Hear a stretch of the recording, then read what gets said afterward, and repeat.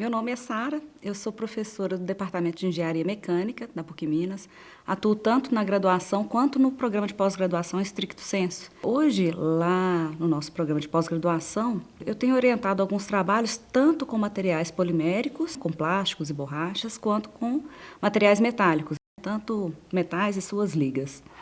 O último trabalho que a gente desenvolveu foi juntamente com o pessoal da Engenharia Aeronáutica, no qual a gente estudou o efeito de descargas atmosféricas na fuselagem de um avião, porque hoje o que se conhece de procedimento de manutenção padrão para esse tipo de aeronave, no caso de um raio, né, de uma descarga, é apenas o lixamento da superfície e afere-se se aquele dano não tem uma profundidade maior do que 1 milímetro, né, se a chapa ficar mais fina, né, do que essa espessura, retira-se, recorta aquela região e se substitui por outra placa.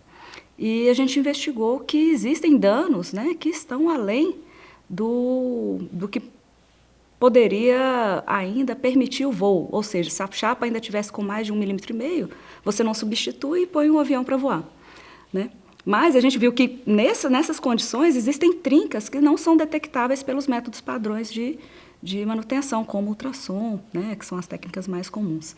Então, esse lixamento, ele só mascara, vamos dizer assim, o dano, né, que ainda existe ali, microtrincas, que surgem devido a efeitos metalúrgicos, que a gente chama de superenvelhecimento, e que podem levar à fratura da chapa com um avião em voo, por exemplo. Então, isso poderia revolucionar, né, os padrões de manutenção de aeronaves, né? Tanto que esse trabalho, né, foi de um aluno de doutorado que eu orientei e hoje ele é o coordenador do curso de Engenharia Aeronáutica, né, o professor Luiz Santos, e a gente conseguiu publicar um dos maiores periódicos de aviação mundial, né, que é o Chinese Journal of Aeronautics.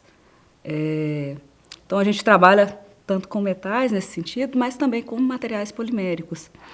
Eu desenvolvi também um trabalho com um aluno de mestrado meu, onde a gente avaliou o desempenho em relação ao impacto, né, no caso de choque, né, no caso de colisão, de para-choques. Hoje em dia se utiliza o polipropileno, que é um plástico bem comum, bem barato, na indústria automotiva, para se fazer esse para-choque. Então, a gente adicionou um material particulado, que até então, né, não se tinha uso como tenacificador, como material que ajuda a melhorar a absorção de energia no caso de impacto. Ele era usado apenas como abrasivo, que é aquele pozinho preto de lixa, o carbeto de silício. A gente adicionou o carbeto de silício ao polipropileno, né? Fizemos vários testes, verificamos também a possibilidade de processar esse material de injetal, porque como ele é abrasivo, talvez a fabricação seria dificultada, né?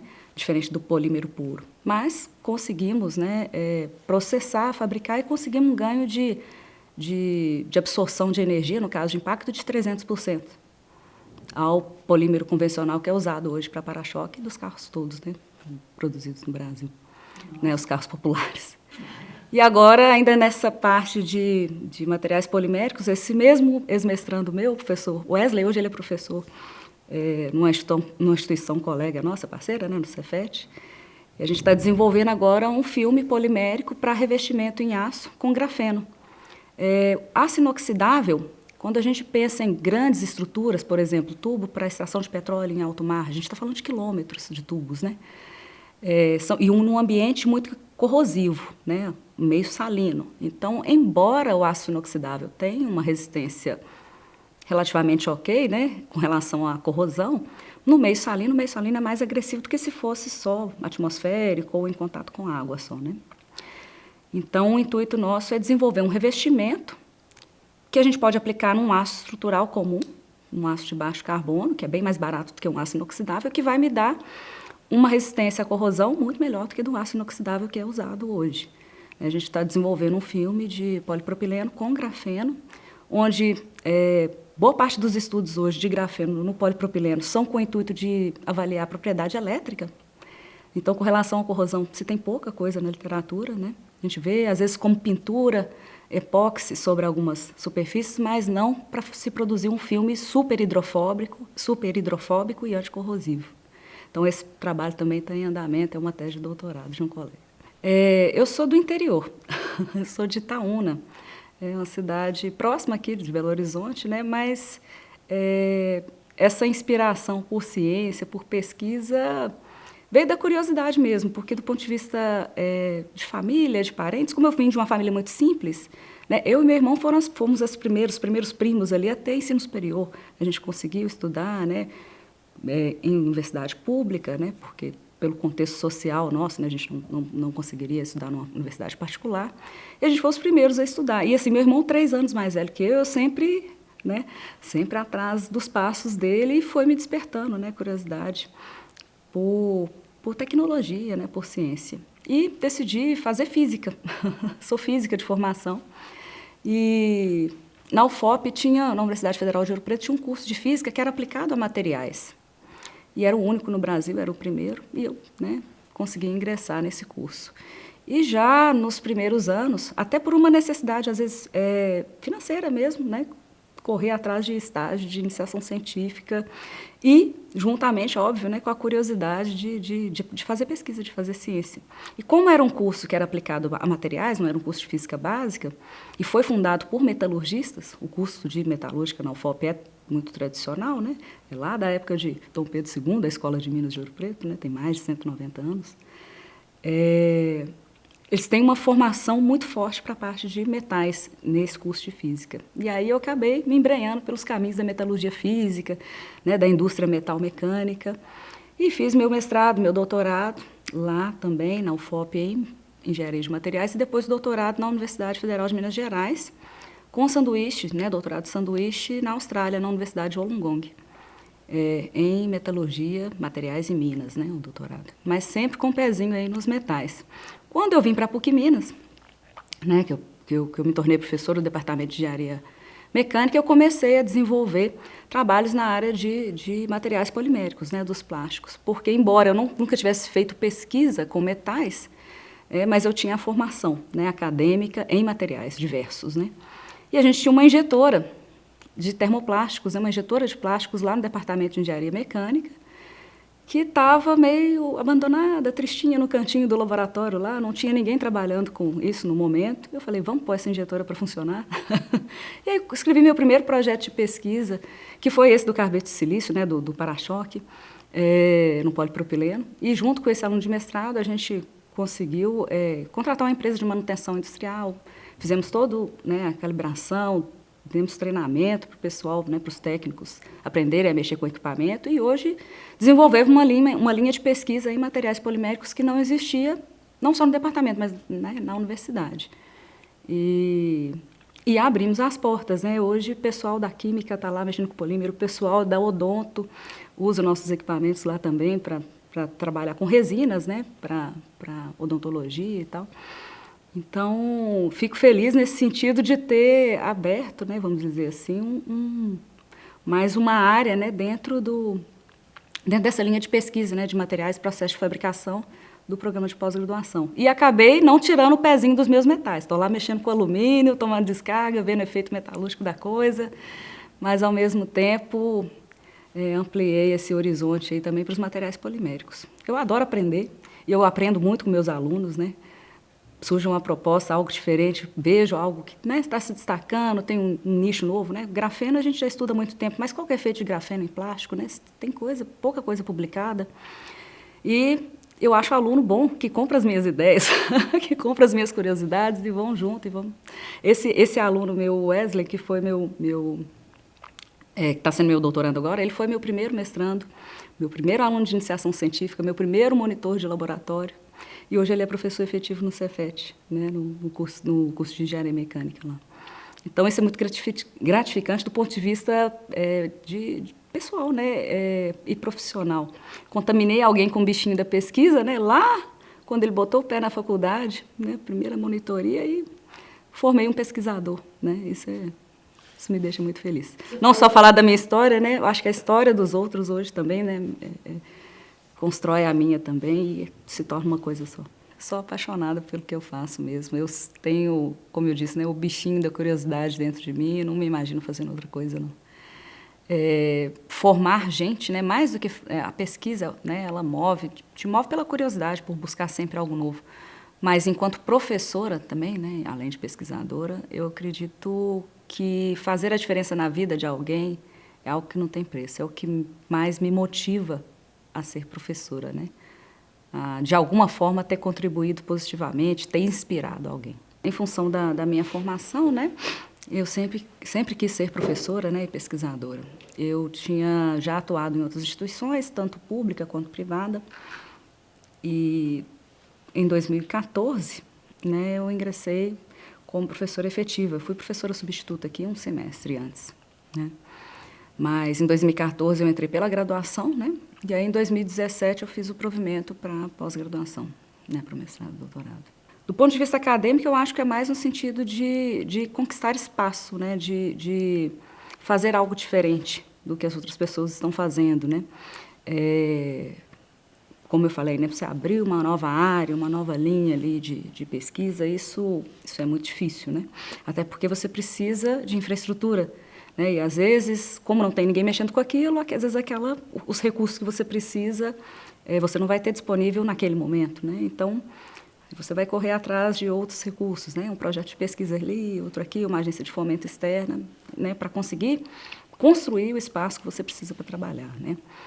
Mas, volto a falar, é gratificante porque a gente conta, né? A gente tem alunos muito bons, alunos interessados que auxiliam. É um ambiente diferente, né? Igual eu falei, eu trabalhei em instituição pública, né? Em outras instituições privadas menores, né? Depois vim para a PUC Minas. A estrutura que a gente tem, o quadro de profissionais que a gente tem tão qualificado, isso é diferente de tudo que eu tinha vivenciado antes, né? E por ser um curso de engenharia mecânica, né, é um departamento bem masculino, né? Hoje nem tanto, né? Depois do que eu entrei em 2014, para cá depois teve outro provimento em 2016, entraram mais professoras, né? Mas quando eu entrei eram pouquíssimas, né? Eram pouquíssimas. Então é uma realidade assim um pouco diferente que eu vivi em outras instituições, assim, né? Porque eu trabalhei em outros cursos em outras instituições. Trabalhei em produção, né, engenharia de produção, onde você tem mais mulheres, né, às vezes atuando. Em engenharia de materiais também você tem mais mulheres atuando, mas mecânica ainda é um curso assim, né, uma área, né, bem masculina assim. Fiz parte do meu doutorado fora, né, na Austrália. Eu trabalhei com culturas, com pessoas, né, com homens de culturas muito mais fechadas do que a nossa, né? Com indiano, iraniano, egípcio, que são culturas que são um pouco diferentes da nossa com relação a essa perspectiva em relação à mulher, né? Então, não enxergo como maldade, mas como uma diferença cultural. E, às vezes, tem alguns choques, né? Alguns conflitos, né? Com a tratativa de, às vezes, ter que conviver com uma mulher fazendo pesquisa na mesma sala, né? Que a gente lida com isso melhor porque a gente vem de um país multicultural, né? A gente está mais acostumado, né, com essas diferenças. E quando você está nessa situação e, às vezes, convivendo com pessoas de culturas mais fechadas, eles não te enxergam da mesma forma, né? Então, sim, né, tive algumas experiências nesse sentido, né? Mas aqui, especificamente na PUC Minas, embora, né, igual eu falei, né, nosso departamento, a maioria, né, é mais masculina, mas eu acho que por ser um ambiente de universidade, né, um ambiente mais plural, isso eu não vejo assim dessa forma tão significativa como eu vi em centros de pesquisas em outros lugares. E na indústria também, né? Hoje a gente, dentro de sala de aula, a gente observa isso, né? Você já tem, pelo menos ali, vamos colocar 30, 40% de mulheres, né, no curso. Quando eu comecei a dar aula aqui, não dava 10%, não dava 10%, né? Então, hoje você tem mais mulheres na engenharia. E eu acho que é um reflexo da mudança cultural também do país, né? Graças a Deus, essas coisas estão melhorando. A gente está dando poder, né? A gente está empoderando as nossas crianças, falar, nossa, você pode ser o que você quiser, você não tem que ser a princesa da Disney, né? Você pode ser uma engenheira, você pode ser uma cientista, você pode ir para a Lua. E eu acho que é mais uma questão cultural de saber, né, criar, educar nossos filhos, a motivá-las, né? Tanto filhos, né, eu falo do ponto de vista de não criar um menino machista, como ao mesmo tempo também de dar asas para as meninas, né, de permiti-las ser o que elas quiserem, né, que isso não é coisa de menino ou isso é coisa de menina, né. Eu acho que do ponto de vista profissional tem espaço para todo mundo, né, em qualquer área.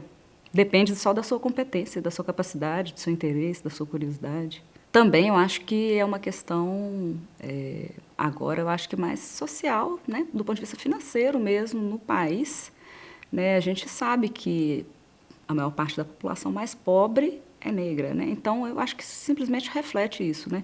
Então, consequentemente, a gente tem menos mulheres negras na engenharia. Pouquíssimas, pouquíssimas mesmo. Tem, né, acesso à educação. A gente é boa no que faz, a gente é mais minuciosa. Vou falar e vou provocar ciúme aí nos meus colegas, hein? Mas a mulher é mais... Eu acho que ela tem talvez uma delicadeza, um cuidado maior, né, com as coisas que, vamos dizer, coloca a cereja do bolo, né, em cima de um trabalho de pesquisa, né? A gente tem uma perspectiva, às vezes, mais ampla, mais plural, né, do que a visão, às vezes, masculina, mais objetiva, mais direcionada, que, às vezes, perde alguma nuance, né, que talvez poderia ser um brilho a mais para o trabalho. A primeira delas, pela minha formação até, é Madame Curie, né? 2 prêmios Nobel, Física e Química, não teve nenhum homem na história que conseguiu esse feito, né? Só uma mulher, e foi ela, né? É a descobridora do raio-x, né? Rosa Soares, né? Que foi um exemplo de uma guerreira na vida em todos os sentidos. A Madre Teresa, né? Na Índia, com um trabalho voluntariado maravilhoso. Aqui no Brasil, Irmã Dulce, também, né? Então, a gente tem muita mulher para se inspirar, né? E o que a gente tem é aprender, né? Tentar, pelo menos, se espelhar, né? Um pouquinho. Incentivem as nossas meninas, né? A serem o que elas quiserem, né? Não precisa ser a princesa, você pode ser uma astronauta, você pode ser uma cientista, você pode ser o que você quiser.